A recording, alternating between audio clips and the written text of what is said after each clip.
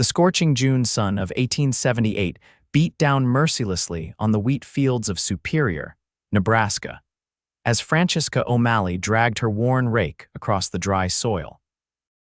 Her pale blue cotton dress, once her Sunday best but now faded from too many washes, clung to her sweat soaked back as she labored in the relentless heat. 3 days without rain, and the crops were beginning to show it, just like Francesca herself.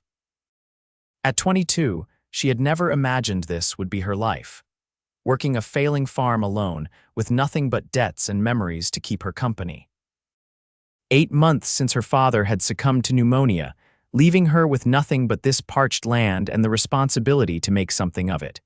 Just a little longer, she whispered to herself, pushing a strand of copper hair from her forehead.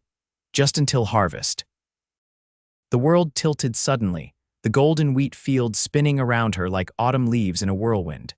Francesca tried to steady herself on her rake, but her trembling arms betrayed her. The wooden handle slipped from her grasp as black spots danced across her vision. She hadn't eaten since yesterday morning. There simply wasn't enough to go around, and the seed for next season had to be protected. As her knees buckled beneath her, the last thing Francesca saw was a cloud of dust rising from the road that bordered her property. Then darkness claimed her, and she collapsed into the waiting arms of the earth. Jackson Vaughn pulled his horse to an abrupt stop when he spotted the woman fall. He'd been riding the boundaries of his newly purchased ranch, getting a feel for the neighboring properties, when movement in O'Malley's field caught his eye. He'd heard the old man had died over the winter, but nobody had mentioned a young woman working the place alone. "Whoa, Samson," he commanded his chestnut stallion, swinging down from the saddle in one fluid motion. At 30, Jackson had spent half his life in the saddle, first as a cavalry scout during the war, then driving cattle up from Texas. The limp in his right leg, courtesy of a Comanche arrow 5 years back, barely slowed him as he vaulted the fence and sprinted across the field. When he reached her, Jackson's heart hammered against his ribs. She lay crumpled among the wheat stalks, her skin pale as milk except for angry red burns across her cheeks and neck. A tattered straw hat lay a few feet away, clearly insufficient protection against the Nebraska summer. "Miss," he knelt beside her, gently turning her onto her back. "Miss, can you hear me?" Her eyelids fluttered but didn't open. Up close, he could see how thin she was, too thin, like she'd been missing meals for some time. Her hands were calloused and cracked, the fingers red and swollen from work they weren't meant to endure. Without hesitation, Jackson slipped one arm under her knees and the other behind her shoulders, lifting her as gently as he would a newborn foal. She weighed almost nothing, and that worried him more than her unconscious state. He carried her to his horse, somehow managing to mount while holding her secure against his chest. "Hold on now," he murmured, though he knew she couldn't hear. "I've got you." Jackson had no intention of taking her back to that empty farmhouse. From the looks of it, there'd be little there to help her. Instead, he turned Samson toward his own ranch, the Twin Pines, just over the next rise. His housekeeper would know what to do for the young woman, and Jackson had food and medicine aplenty. As they rode, the woman stirred slightly, her head rolling against his shoulder. Jackson glanced down at her face, even exhausted and sun-scorched. There was a stubborn beauty there, a determined set to her jaw that spoke of someone who wouldn't easily accept defeat. For reasons he couldn't explain, that thought comforted him. "Almost there," he told her quietly. "Just hold on a little longer."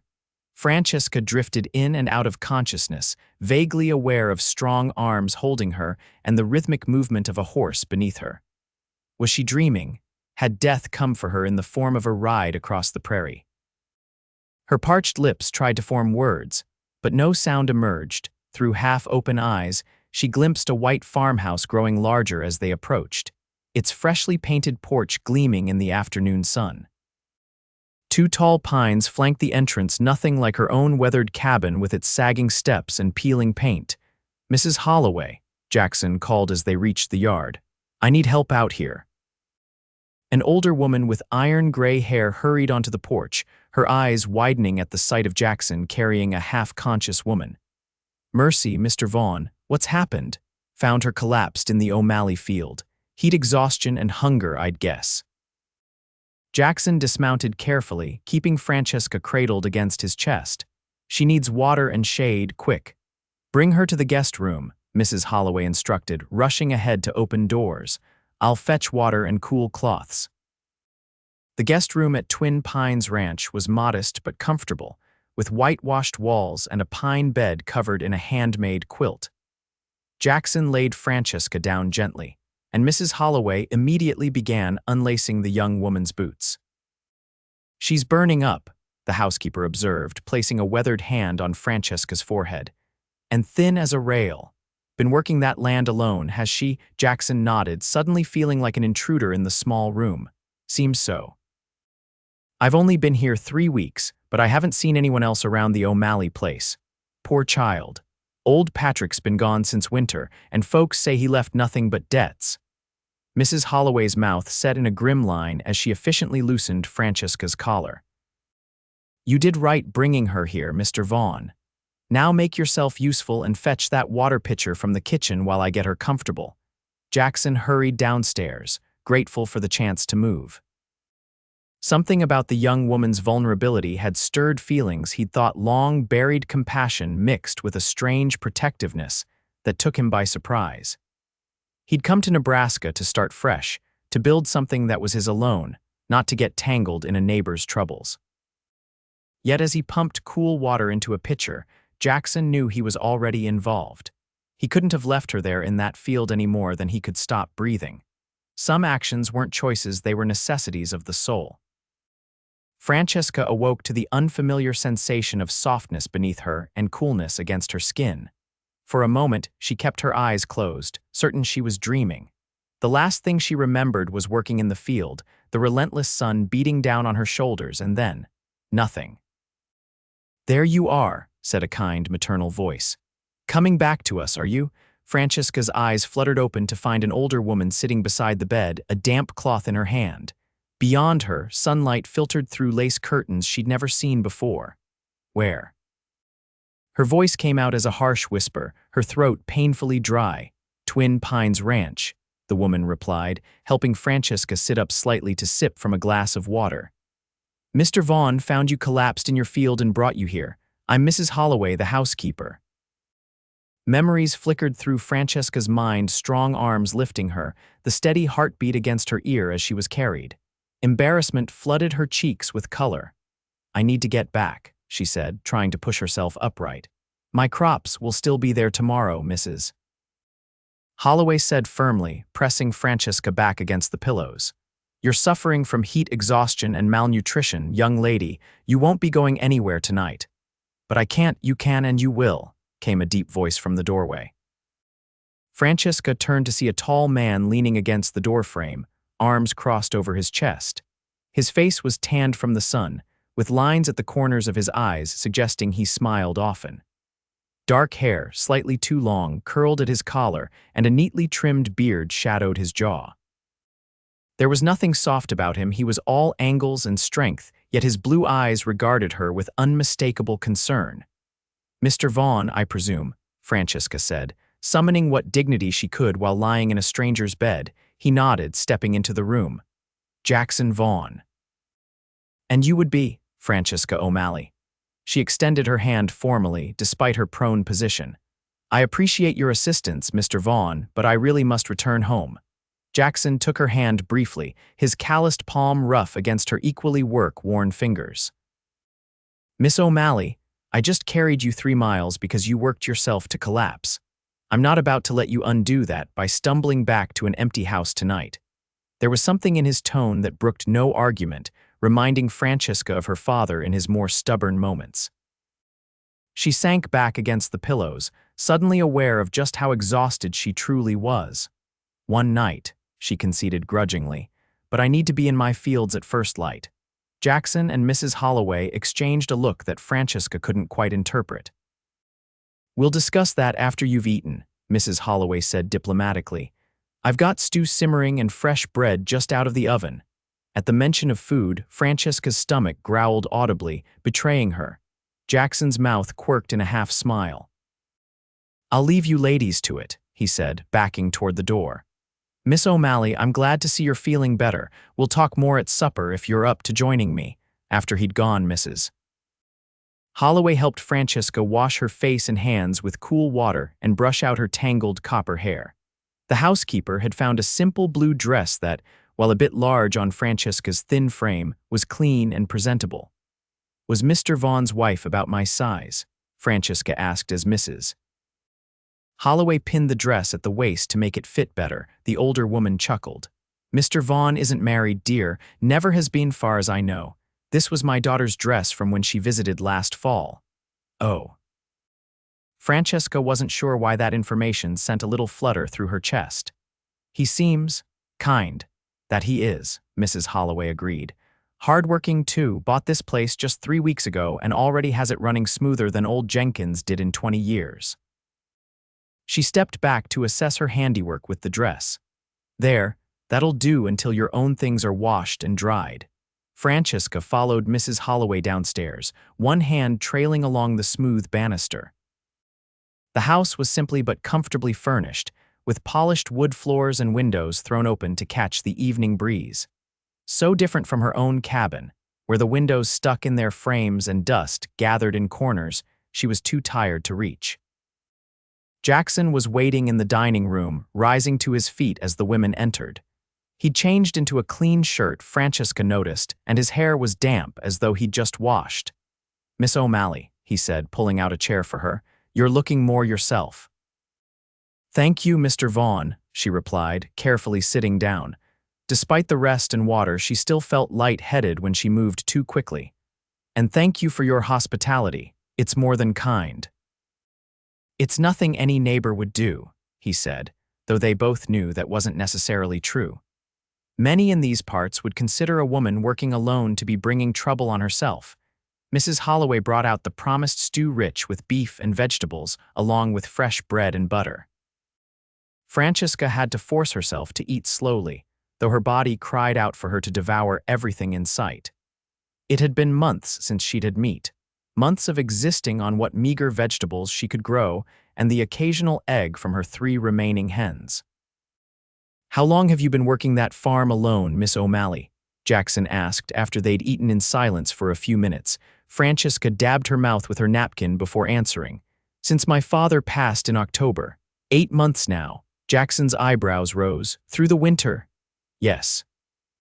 She didn't elaborate on the bitter cold nights, the struggle to chop enough wood with arms that had never been trained for such work, the constant fear that the roof would collapse under heavy snow.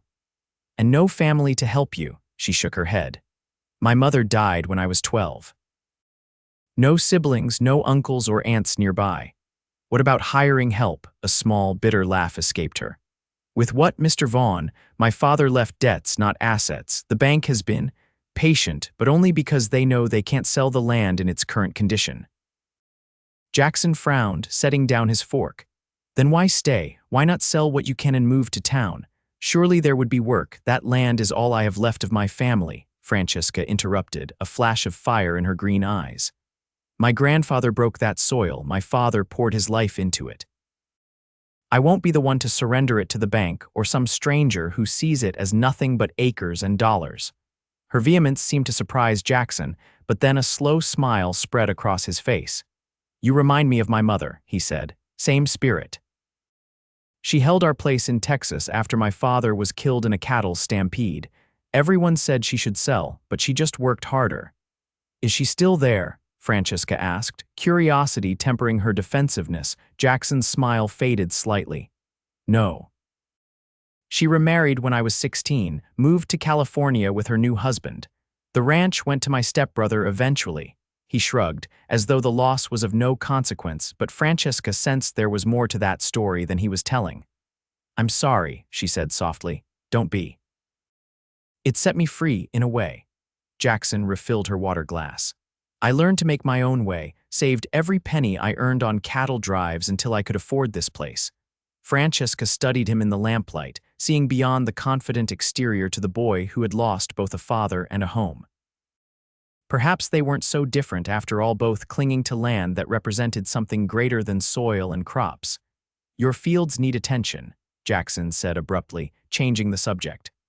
I noticed while riding past. The soil's too dry and there are sections where the wheat is struggling. Francesca stiffened. I'm doing the best I can with what I have, Mr. Vaughn. I don't doubt that, he replied evenly.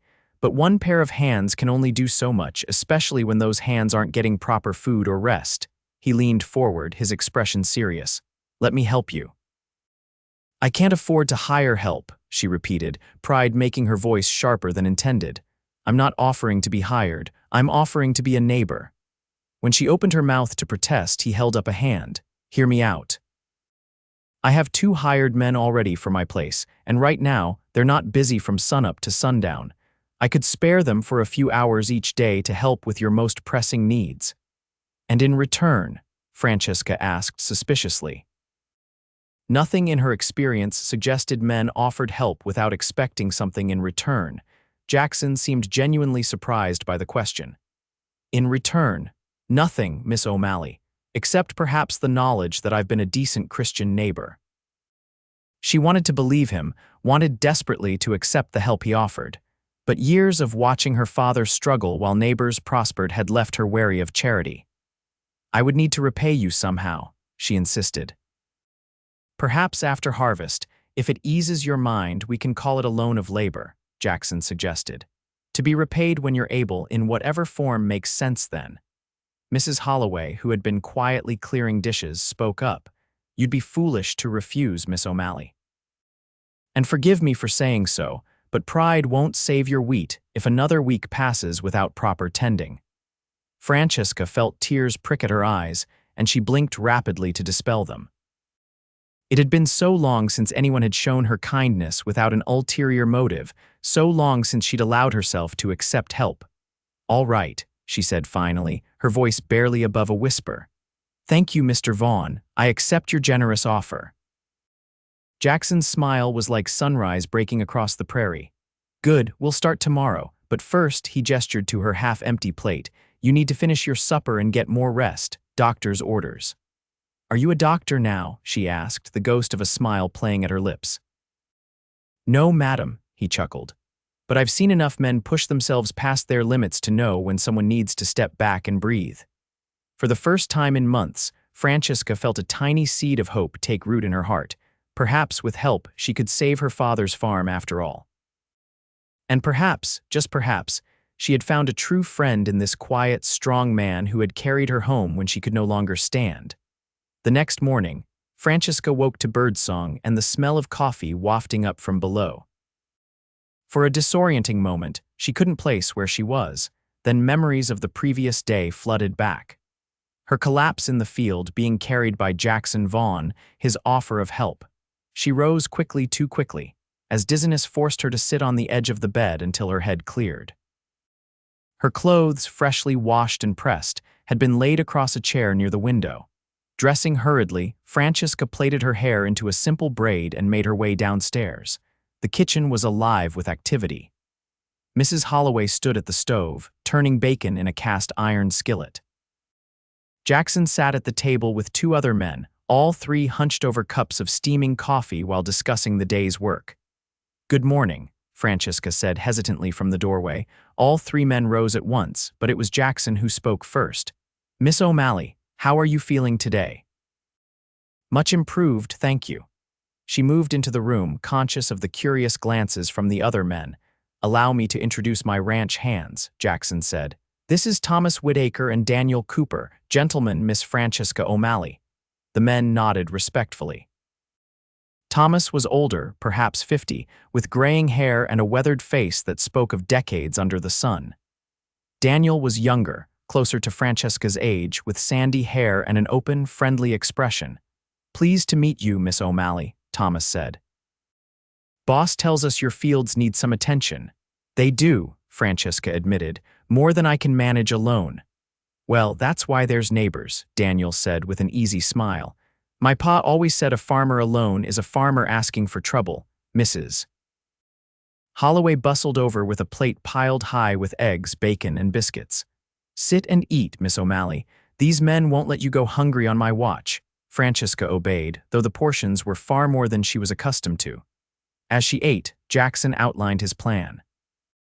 Thomas and Daniel will ride over with you to assess what needs doing most urgently. I've got business in town this morning, but I'll join you by midday. He spread a rough map on the table between them. Show us where the trouble spots are. For the next half hour, they discussed irrigation issues, the sections of wheat most in need of attention, and the broken fence on the north boundary that let rabbits into the vegetable garden. Francesca was impressed by Jackson's knowledge. He asked intelligent questions and offered practical solutions that even her father might have approved. When they'd finished breakfast, Francesca insisted on helping Mrs. Holloway with the dishes before heading out. As she dried a plate, she asked the question that had been nagging at her. "Why is he doing this, Mrs. Holloway? Mr. Vaughn hardly knows me." The older woman's hands stilled in the soapy water. "Mr. Vaughn is a good man, Miss O'Malley, better than most. He knows what it's like to struggle alone. But this is more than just being neighborly," Francesca persisted. "He's investing his men's time, his own time." Mrs. Holloway dried her hands and turned to face Francesca fully. When Mr. Vaughn was 17, he got caught in a blizzard while searching for stray cattle. Would have died out there if a neighboring rancher hadn't found him and carried him home. That man nursed him back to health, taught him what he knew about cattle and horses. She picked up another dish to wash. "Mr. Vaughn believes in passing kindness forward. It's as simple as that." Somehow, Francesca doubted it was that simple, but she didn't press further. "He's fortunate to have you looking after him, Mrs. Holloway." The housekeeper chuckled. "Lord knows he needs someone. Man would live on coffee and jerky if left to his own devices."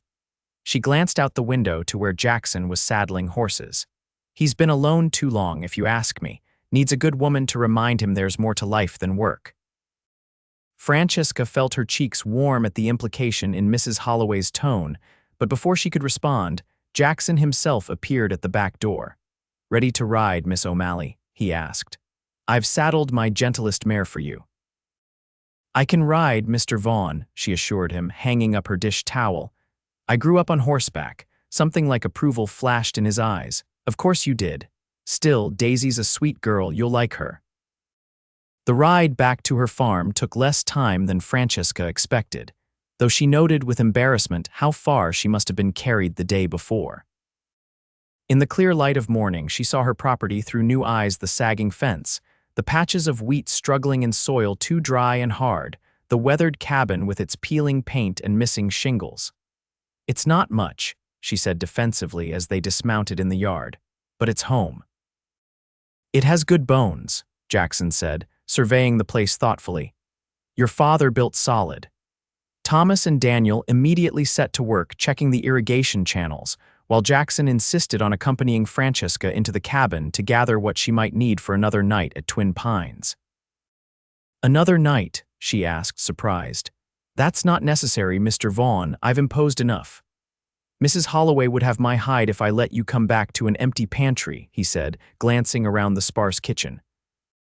The shelves held little more than some flour, a bit of salt, and a half-empty jar of preserves. Besides, there's repairs needed here before it's properly habitable again.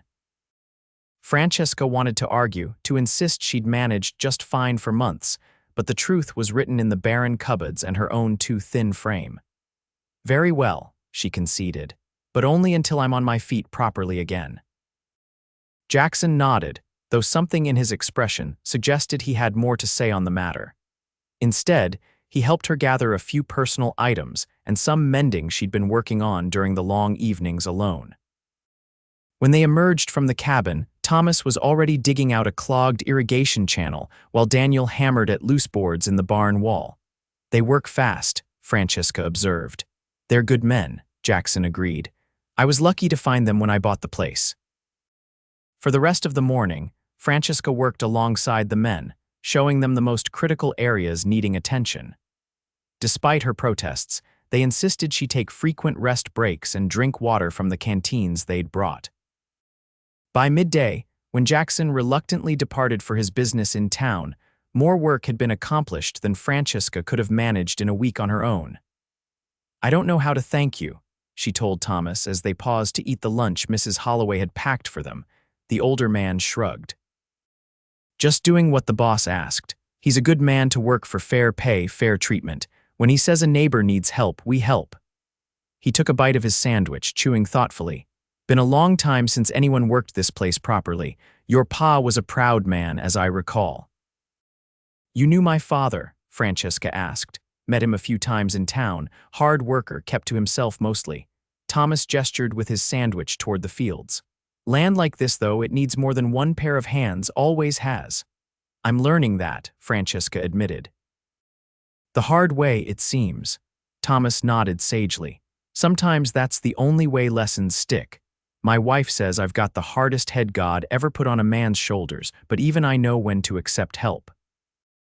His casual mention of having a wife reminded Francesca that these men had their own lives, their own responsibilities. You and Daniel must have work waiting back at Twin Pines. I don't want to keep you from your duties. Boss rearranged the schedule, Daniel said, joining them with a water bucket he'd just refilled from the well. Said your place was the priority for now, something about being neighborly. By the time Jackson returned mid-afternoon, the irrigation channels were clear, the north fence was mended, and Daniel had even managed to patch the worst of the holes in the barn roof. You've accomplished miracles, Francesca told Jackson as she showed him around. I can't believe how much they've done. This is just the beginning, Jackson said, examining the repaired fence with an approving nod. Tomorrow we'll start on the cabin roof. There are at least 3 leaks I spotted from the yard. Mr. Vaughn, Francesca said, stopping to face him directly. I appreciate everything you're doing, truly I do, but I can't keep accepting your help indefinitely without some form of repayment. Jackson studied her for a long moment, his blue eyes thoughtful. Do you know how to keep accounts, Miss O'Malley? The question caught her off guard. Yes, of course. My father taught me. I handled all our record keeping after Mother died. Then perhaps we can strike a bargain, he suggested. My bookkeeping is in disarray. Mrs. Holloway tries, but she admits numbers aren't her strength. If you'd be willing to organize my accounts while you recover your strength, I'd consider that fair payment for the repairs. It was a generous offer, allowing her to maintain her dignity while accepting the help she desperately needed. That seems more than fair, Francesca agreed. When would you like me to begin? No time like the present, Jackson said with a smile that crinkled the corners of his eyes. The ledgers are a mess, I warn you. And so began a new routine. Each day, Thomas and Daniel would work on Francesca's farm in the mornings, while she organized Jackson's chaotic financial records at Twin Pines. In the afternoons, weather permitting, she would join the men at her property, gradually taking on more physical work as her strength returned. Jackson himself divided his time between both properties, often working alongside his men at the O'Malley farm. Francesca noticed he favored his right leg slightly, especially after long hours in the saddle, but he never complained or slowed his pace. War injury. She asked one evening as they sat on the porch of Twin Pines after supper. The setting sun painted the sky in brilliant oranges and pinks, a cool breeze finally offering relief from the day's heat. Jackson looked surprised at her directness. No, actually, Comanche Arrow 5 years ago. I was driving cattle up from Texas when we crossed paths with a hunting party. Misunderstanding on both sides led to arrows flying. He rubbed his thigh unconsciously. Doctor in Wichita said I was lucky an inch to the left and I'd have bled out before help arrived. Yet you still chose ranching, Francesca observed, after such an experience. What else would I do? He asked simply. It's what I know, what I love. Same reason you're fighting for your father's farm, I expect. Perhaps, she admitted, though lately I've wondered if it's worth the struggle. Jackson turned to look at her directly, his expression serious in the fading light. Is it the land you love, Francesca, or the memory of your father? It was the first time he'd used her given name, and it sent an unexpected warmth through her chest. Both, I suppose, she answered honestly. The land represents everything he worked for, everything he taught me to value. And if the land itself isn't viable, if it can't support you no matter how hard you work, Francesca stared out at the horizon where the first stars were appearing in the darkening sky. It was a question she'd asked herself on the coldest nights of winter, when her stomach growled with hunger and her fingers were too numb to hold a needle for mending. I don't know, she whispered. I've never allowed myself to consider any other path. Jackson was quiet for so long that Francesca thought he might not respond. Finally, he said, There's always another path, Francesca. The trick is finding one that honors what came before while allowing for what might be. His words stayed with her long after they'd said goodnight, echoing in her mind as she lay in the guest room that was beginning to feel strangely like home. In just a week, she'd grown accustomed to Mrs. Holloway's motherly fussing, to meals shared with Jackson and his men, to the comfort of knowing she wasn't facing each day's challenges alone. It was dangerous, this growing dependence, this sense of belonging at Twin Pines. The repairs to her farm were progressing rapidly.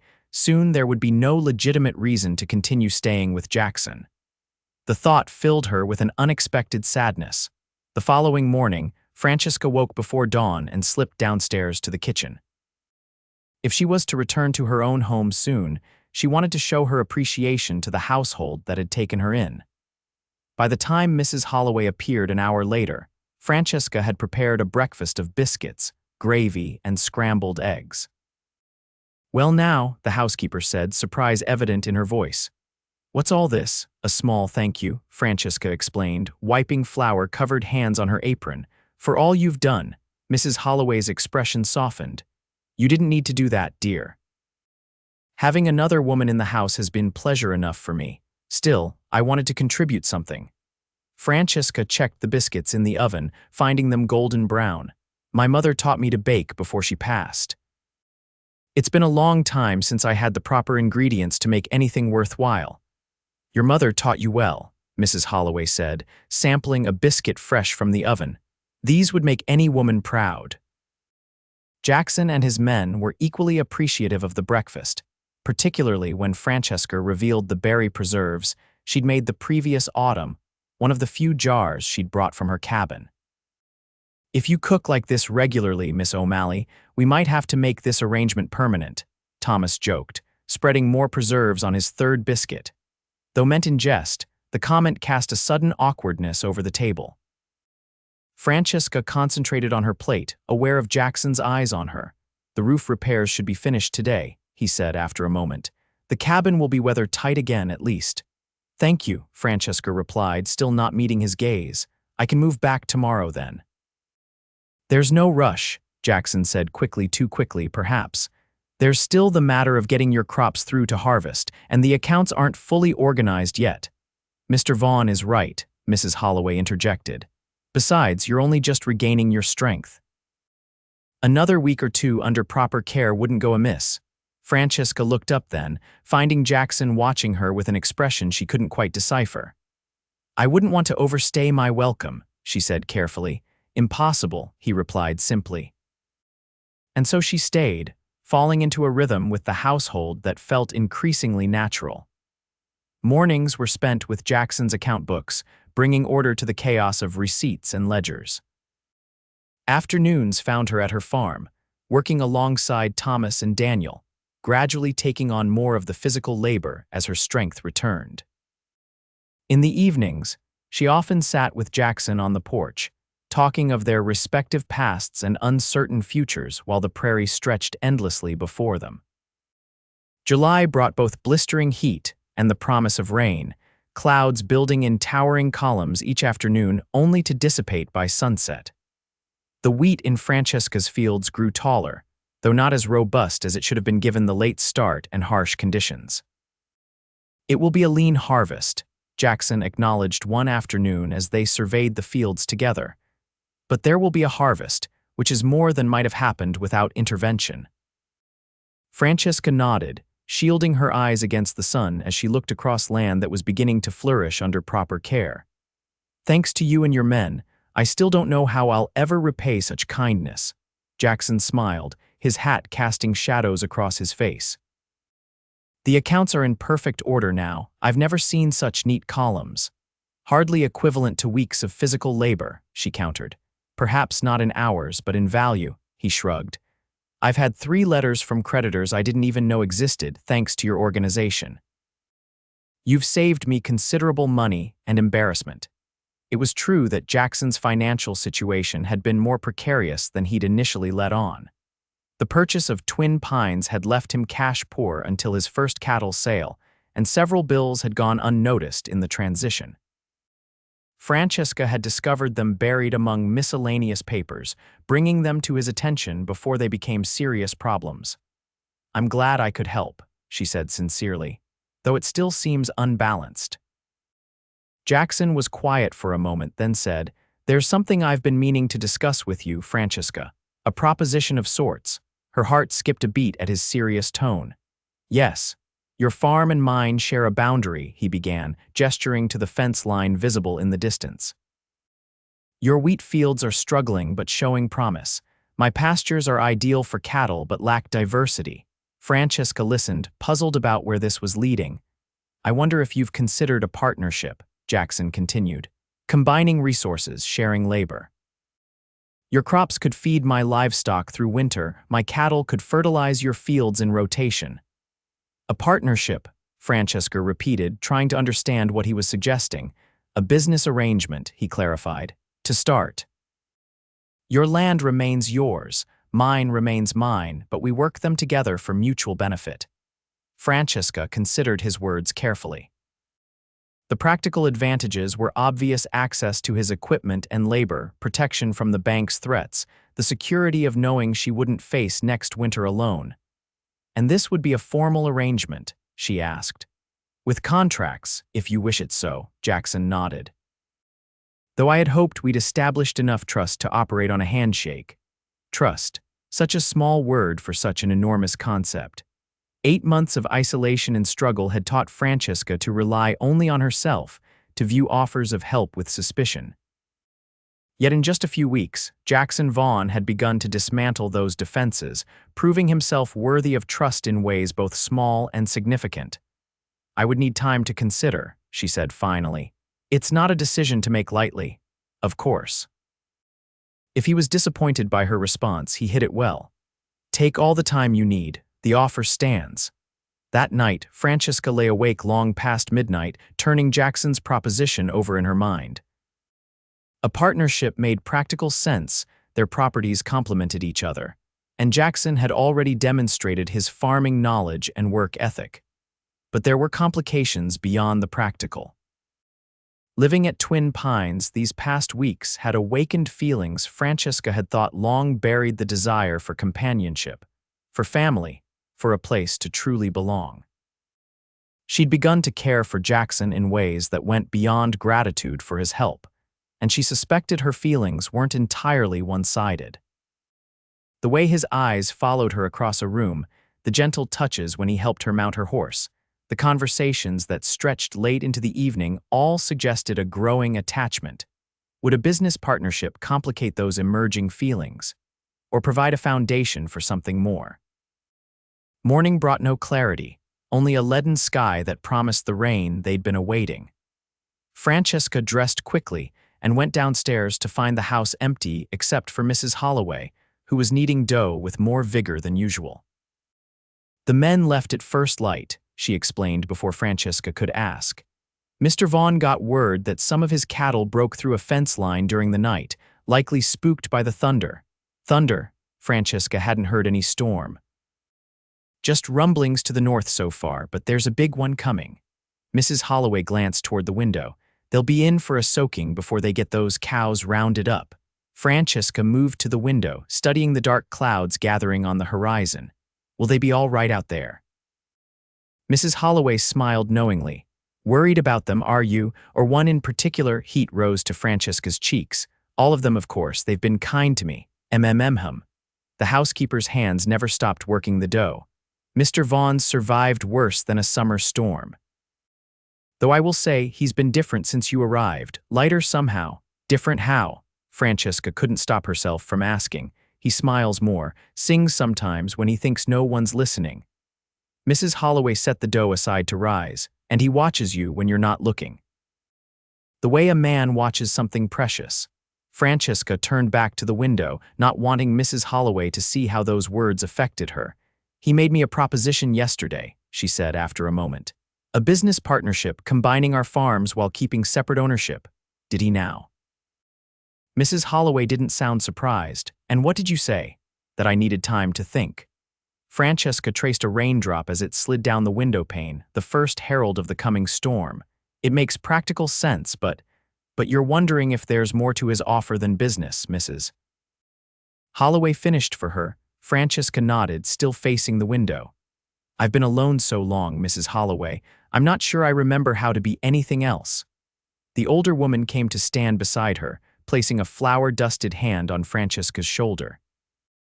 Being alone and being lonely aren't the same thing, dear. You've been both. Perhaps it's time to be neither. Before Francesca could respond, the sky opened, rain pouring down in sheets that obscured the view beyond the porch. Within minutes, the yard had become a sea of mud, water flowing in rivulets down the drive. "Oh my," Mrs. Holloway murmured. "That's more than a summer shower." Francesca thought of her fields, of the wheat struggling to mature despite the hardships it had faced. Such a deluge could be salvation or destruction, depending on how the water flowed. "I need to check my farm," she said suddenly. "The irrigation channels, if they're blocked, the fields could flood." "You can't go out in this," Mrs. Holloway protested. "The men will check when they return." "They're busy with the cattle," Francesca argued, already moving toward the door. "And by then, it could be too late. The north field is in a low spot. If water pools there, I could lose everything." Mrs. Holloway recognized the determination in Francesca's voice and didn't try to stop her again. Instead, she hurried to fetch Jackson's oilskin coat from its hook by the door. "Take this, at least," she insisted. "And be careful. The creek floods easily in heavy rain." Francesca thanked her, donning the coat that smelled faintly of leather and pine like Jackson himself. She saddled Daisy quickly, the mare nervous but compliant despite the thunder that now rolled continuously overhead. The ride to her farm was treacherous, the road already turning to mud that sucked at Daisy's hooves. Rain drove into Francesca's face despite the coat's hood, limiting visibility to just a few yards ahead. Twice they had to detour around newly formed pools of water, adding precious minutes to the journey. When she finally reached her property, Francesca's fears were confirmed. The north field, situated in a natural depression, was already beginning to flood as water poured down from the higher ground to the east. The irrigation channels that Thomas had so carefully cleared were now acting as conduits, bringing too much water too quickly into the lowest-lying wheat. Dismounting in the downpour, Francesca tied Daisy to the porch railing and ran to the barn. She emerged moments later with a shovel, already formulating a plan. If she could dig a diversion channel along the eastern boundary, she might redirect some of the flow away from the vulnerable wheat and toward the natural drainage at the northwest corner of her property. The work was grueling, the ground alternating between mud that clung to her shovel and harder soil that resisted her efforts. Rain pounded relentlessly, plastering her hair to her face and neck despite the coat's protection. Thunder crashed overhead, so close that Francesca felt it vibrate through the ground beneath her feet. She lost track of time as she dug, moving steadily along the boundary, creating a crude but effective channel that began to draw water away from the threatened wheat. Her muscles screamed in protest, her hands blistered and raw inside her sodden gloves, but she pressed on, determined to save what she could of her struggling crop. So focused was she on her task that Francesca didn't hear the approaching hoofbeats until they were almost upon her. Looking up, she saw Jackson dismounting from his horse, his expression a mixture of anger and relief. "What in God's name are you doing out here?" he shouted over the storm's roar, striding toward her through the mud. "Saving my wheat," she called back, continuing to dig. The north field was flooding. Jackson reached her side, taking in the diversion channel she'd created and the water now flowing along it. Without a word, he took the shovel from her hands and began to deepen the channel with strong, efficient strokes. "Where are Thomas and Daniel?" Francesca asked, having to lean close to be heard over the storm, still rounding up strays. Jackson answered between shovel strokes.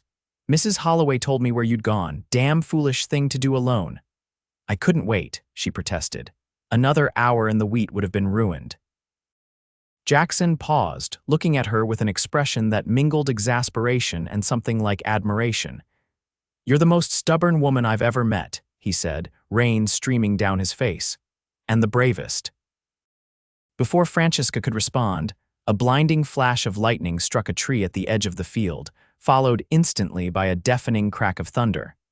Daisy, still tied to the porch, reared in terror, breaking free of her restraint and bolting toward the road. "My horse." Francesca cried, starting after the mare.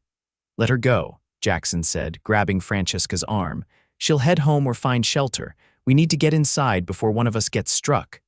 The rain was falling even harder now, turning the world into a gray blur.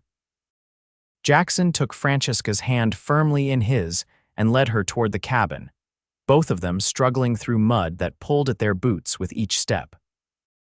Once inside, they stood dripping on the bare wooden floor, the sound of rain hammering on the newly repaired roof almost deafening in the small space. Despite the leaks Jackson's men had fixed, water still found its way in through gaps around the windows, pooling on the sills and floor. "You're soaked to the bone," Jackson observed, removing his drenched hat and coat. "So are you," Francesca countered, pushing wet hair from her face. "There should be dry clothes in your bedroom," he said. "Get changed while I build a fire." Francesca didn't argue, the chill already settling into her limbs as reactions set in from her exertions. In her small bedroom, she found some of her clothes that Mrs. Holloway had washed and brought over days earlier.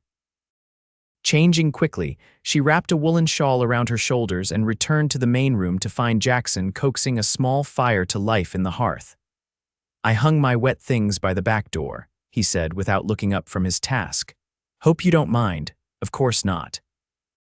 Francesca moved closer to the growing fire, extending her hands toward its warmth. "Thank you for coming after me, and for helping with the channel." Jackson stood, brushing wood chips from his hands. He'd removed his wet shirt, wearing only an undershirt that clung to his still damp skin. Francesca tried not to stare at the breadth of his shoulders or the strength evident in his arms. "You shouldn't have gone out alone," he said, but the anger had faded from his voice, replaced by concern. "When Mrs. Holloway told me where you'd gone in this weather." "I'm sorry to have worried you," Francesca said softly, "but I couldn't risk losing the crop, not after everything you and your men have done to help save it." Jackson moved to stand beside her at the fire, close enough that she could feel the warmth radiating from his body. "It's not the crop I was worried about, Francesca." She looked up at him then, finding his blue eyes intense in the firelight. "No, no." He reached out slowly, as though giving her time to step away, and tucked a strand of damp hair behind her ear. "I was afraid I'd lost you before I'd had the chance to tell you." "Tell me what?" Francesca whispered, her heart suddenly racing faster than it had during all her exertions in the field. "That my offer of partnership wasn't just about business." Jackson's hand lingered near her face, his calloused thumb gently tracing the line of her jaw. "That I've come to care for you, more than I thought possible in so short a time." Francesca's breath caught in her throat. Part of her had suspected, had hoped for this confession, but hearing it spoken aloud made it real in ways both thrilling and terrifying. "Jackson." She began, uncertain what to say, how to express the tumult of emotions his words had awakened. "You don't need to say anything," he assured her quickly. "I know it's sudden. I know you've been alone, independent. I'm not asking for promises. Just consider that there might be more between us than neighboring farms." The storm outside seemed to pause, a momentary lull in the rain creating a pocket of silence in which his words hung between them. Francesca studied his face, the earnest eyes, the strong lines softened by vulnerability, the hope and fear mingled in his expression. "I've considered little else these past weeks," she admitted finally. "Even as I told myself it was foolish to imagine." Relief washed over Jackson's features. "Not foolish," he said, his voice low and fervent. "The most sensible thing in the world, if you ask me." And then he was kissing her, gently at first, then with growing confidence as she responded. His arms encircled her waist, drawing her closer until she could feel the steady beat of his heart against her own. Francesca's hands found their way to his shoulders, fingers tracing the solid strength she'd come to rely on without fully acknowledging it. When they finally broke apart, both slightly breathless, the rain had resumed its drumming on the roof. Jackson rested his forehead against hers, his eyes closed as though memorizing the moment. "I didn't plan this," he murmured. "When I found you in that field, I only meant to be a good neighbor." "And now?" Francesca asked, her fingers playing with the damp hair at the nape of his neck. Jackson opened his eyes, meeting her gaze steadily. "Now I want to be much more than that, if you'll have me." The simple honesty of his words touched Francesca deeply. After months of struggling alone, of facing each day with nothing but her own determination to sustain her, the offer of partnership in all its forms was almost overwhelming. "I'm afraid," she confessed. "Not of you, but of depending on someone again, of what happens if I leave." Jackson finished for her. "Or if I fail you somehow," Francesca nodded, unable to voice her deepest fears. "I can't promise perfection," he said seriously. "I'm stubborn and sometimes short-tempered. I work too hard and talk too little, according to Mrs. Holloway." A small smile played at the corners of his mouth. "But I can promise this. I won't leave you to face life's storms alone, not ever again." As if to emphasize his words, a particularly loud crack of thunder shook the cabin, causing both of them to start and then laugh at their shared reaction. "It seems the heavens approve," Francesca said, smiling up at him. "Or warn us," Jackson replied with a chuckle. "Either way, we're stuck here until the storm passes." They spent the remainder of the afternoon talking by the fire as rain continued to fall outside. Jackson told Francesca more about his childhood in Texas, about his father's death when he was just 12, and his mother's remarriage 4 years later. He spoke of driving cattle north along the Kishom Trail, of the arrow wound that nearly ended his life, and of the years spent saving every penny to buy a place of his own. In turn, Francesca shared memories of her mother, a gentle woman who had taught her to read and write, to sew and cook, to find beauty even in hardship. She described her father's grief after her mother's death, how he had retreated into work and silence, leaving Francesca to navigate the transition from child to woman with little guidance. "He loved you, though," Jackson said when she fell quiet. "That much is clear from how he taught you to manage the farm, to keep accounts, to value the land." "Yes," Francesca agreed, "in his way, but there was always a distance between us after Mother died, as though part of him was buried with her." Jackson took her hand, his thumb tracing circles on her palm. "And yet you stayed, even after he passed. That speaks of love too, or stubbornness," she said with a wry smile. "Perhaps both." "Definitely both," Jackson agreed, and they laughed together, the sound warming the small cabin more effectively than the fire. As evening approached, the storm finally began to abate, rain softening to a steady patter rather than the driving deluge of earlier. Jackson rose reluctantly, stretching muscles stiff from sitting on the hard floor. "We should head back to Twin Pines," he said. "Mrs. Holloway will be worried, and Thomas and Daniel might have returned by now." Francesca nodded, though part of her wished they could remain in this intimate bubble, just the two of them sheltered from the world outside. "Your horse can't carry us both, can it?" "Samson's strong, but the roads will be muddy," Jackson considered. "We could walk to the Miller place, it's closer, and they might loan us a horse. Or we could stay here tonight," Francesca suggested, surprising herself with her boldness. "The cabin's dry enough now, and there's food in the pantry. We could return at first light." Jackson's eyebrows rose slightly, but he didn't immediately dismiss the idea. "Mrs. Holloway would have my hide for keeping you out all night without a chaperone. Mrs. Holloway knows I've been living alone for 8 months, Francesca pointed out. "And I suspect she's been hoping for something to develop between us anyway." A slow smile spread across Jackson's face. "She has it that, subtle as a bull in a china shop, our Mrs. Holloway." He glanced around the cabin, considering, "If we stay, I'll sleep here by the fire, you take the bedroom." Francesca felt a blush warm her cheeks. "Of course, I wouldn't suggest. That is, I didn't mean." Jackson crossed to her and placed a gentle kiss on her forehead. "I know what you didn't mean," he assured her. "And while I won't pretend I haven't thought about it, some things are worth waiting for, doing properly." His old-fashioned gallantry touched Francesca deeply. In a world where women alone were often seen as easy targets, Jackson's respect for her boundaries, her reputation, her choices was a rare and precious thing.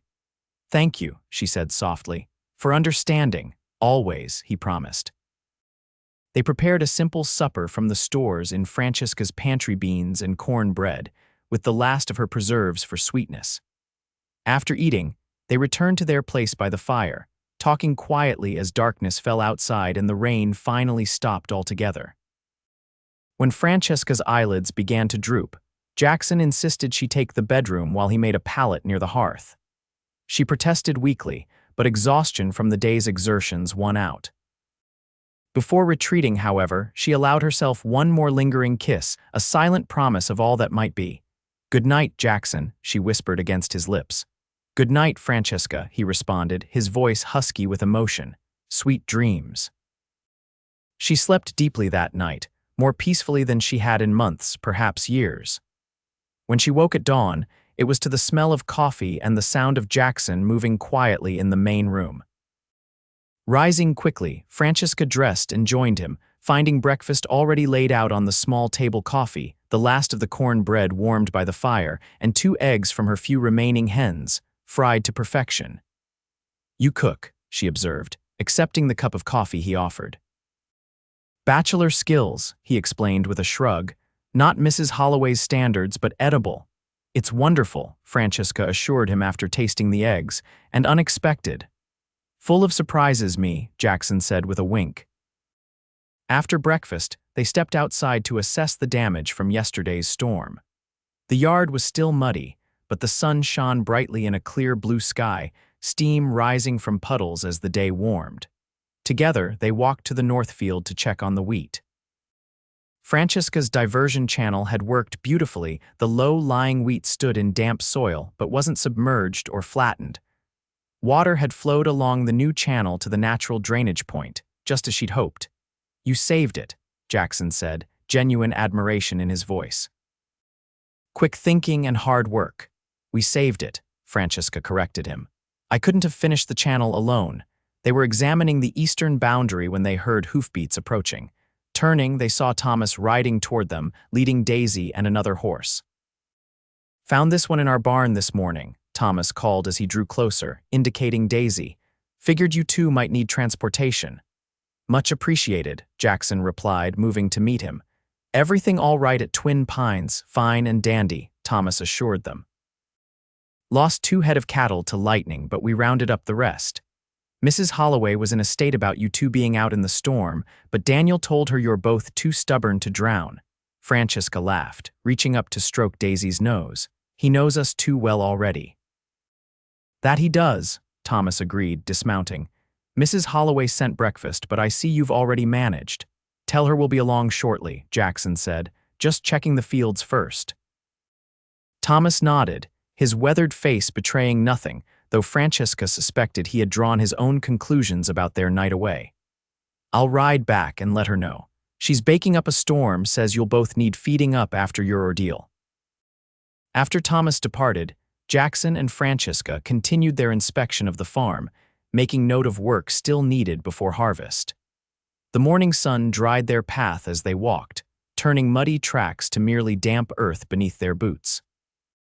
"Your offer," Francesca said as they approached the cabin again. "The partnership, I've been thinking about it." Jackson stopped walking, turning to face her fully.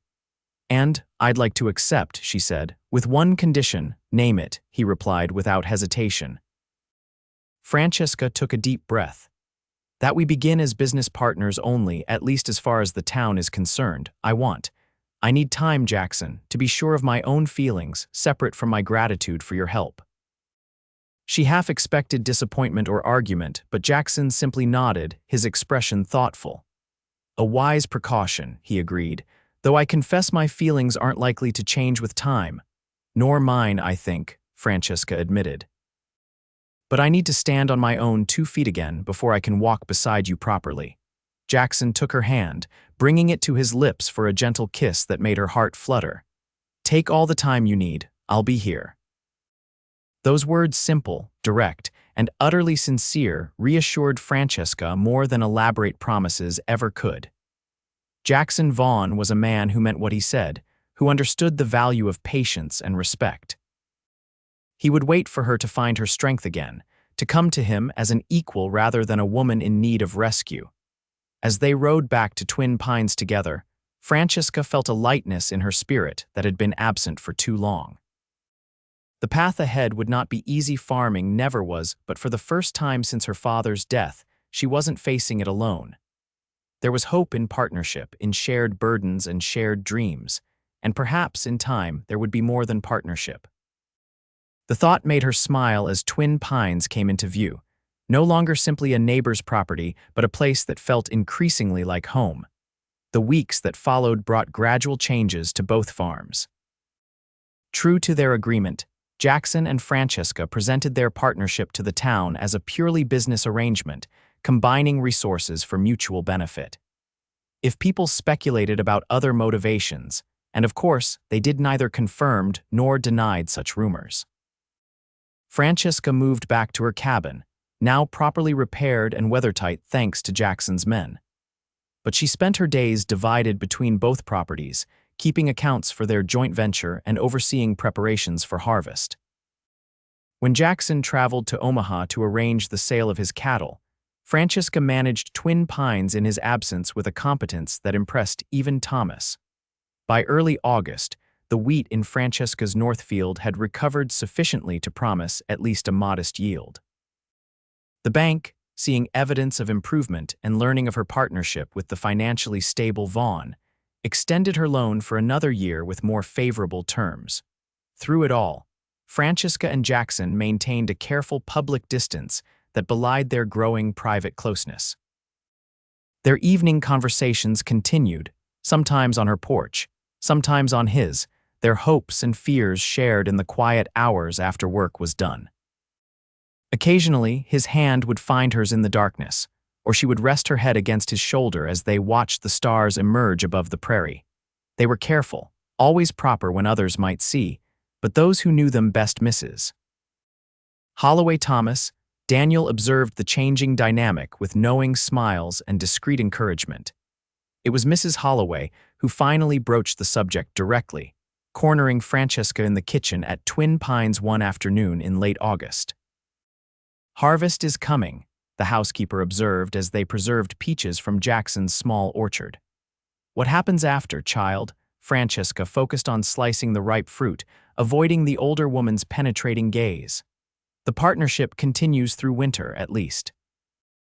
We've discussed rotating his cattle through my fallow fields, using the manure to enrich the soil for spring planting." "That's not what I'm asking, and you know it," Mrs. Holloway said, her tone gentle but firm. "This dance you two are doing the proper business partners in public, the lingering glances when you think no one's watching. It can't go on indefinitely." Heat rose to Francesca's cheeks. "Has Jackson said something?" "He doesn't need to. I have eyes, Mrs." Holloway sealed another jar before continuing. "He loves you, child. Has since he carried you home that day, I suspect, though it took him time to admit it to himself." "He hasn't said those words," Francesca murmured, though she'd felt their truth in 100 small actions, 1,000 careful considerations. "Men like Mr. Vaughn show love more than speak it," Mrs. Holloway said wisely. "But when he does say the words and he will, what answer will you give him?" It was a question Francesca had asked herself with increasing frequency as summer waned. Her initial caution, her insistence on standing alone before committing to stand beside Jackson, had served its purpose. She had regained her strength, her confidence, her sense of self as separate from her gratitude toward him.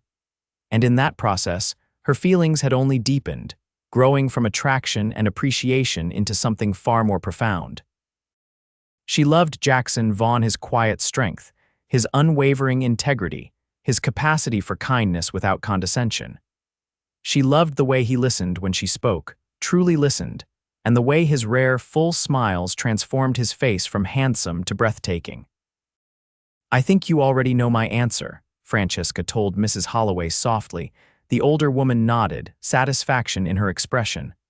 "I thought as much, just wanted to be sure you knew it too." The conversation lingered in Francesca's mind as harvest approached. The partnership had proven its worth. Her wheat, though not abundant, would provide enough to pay her debts and contribute to winter feed for Jackson's livestock. His cattle had thrived under their combined care, promising a good return at market. But it was more than business success that occupied Francesca's thoughts as she rode home from Twin Pines one evening in early September. The sun was setting behind her, casting her shadow long before her on the road, when she spotted a rider approaching from the direction of town. It was Jackson, returning a day early from his trip to Superior, where he'd gone to arrange final details for shipping his cattle. He pulled his horse alongside hers, his smile warming her more effectively than the day's lingering heat. "I was just headed to your place," he told her. "Thought you might like company for supper." "I would," Francesca replied, returning his smile, "though I warn you there's not much in my pantry at the moment. Then it's fortunate I stopped at the Mercantile." Jackson patted his saddlebag. "Coffee, sugar, and a surprise or two." They rode the rest of the way to her cabin side by side, exchanging news of their respective days. Jackson had secured an excellent price for his cattle, while Francesca reported that the first field of wheat was ready for harvesting, perhaps as soon as tomorrow if the weather held. At the cabin, Francesca prepared a simple meal while Jackson built a fire against the evening chill. They ate at her small table, their conversation flowing easily from business matters to more personal topics. As darkness fell outside, Jackson lit the lamp, its warm glow casting intimate shadows across the room. "I've been thinking," he said as they lingered over coffee, "about the future."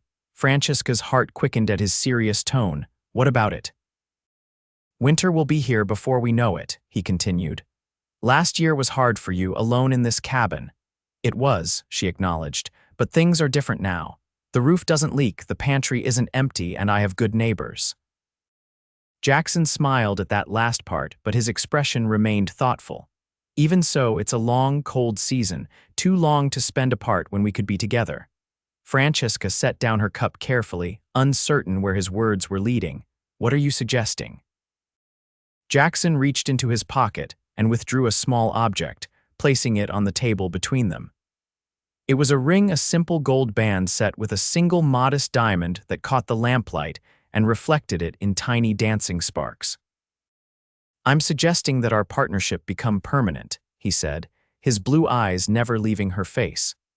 "That you become my wife, Francesca O'Malley, and let me be your husband, not because you need my help or I need yours, but because I love you and can't imagine my life without you in it." Though she had anticipated this moment, had even prepared for it in her heart, the reality of Jackson's proposal so straightforward, so perfectly him left Francesca momentarily speechless. Tears welled in her eyes, not of sadness but overwhelming joy. "Jackson," she whispered, finding her voice at last, "are you certain? I'm not the easiest woman stubborn, as you've noted more than once." He laughed softly. "I'm counting on that stubbornness. Life out here isn't for the faint of heart." His expression sobered. "I've never been more certain of anything, Francesca. I love you, your strength, your determination, your kindness.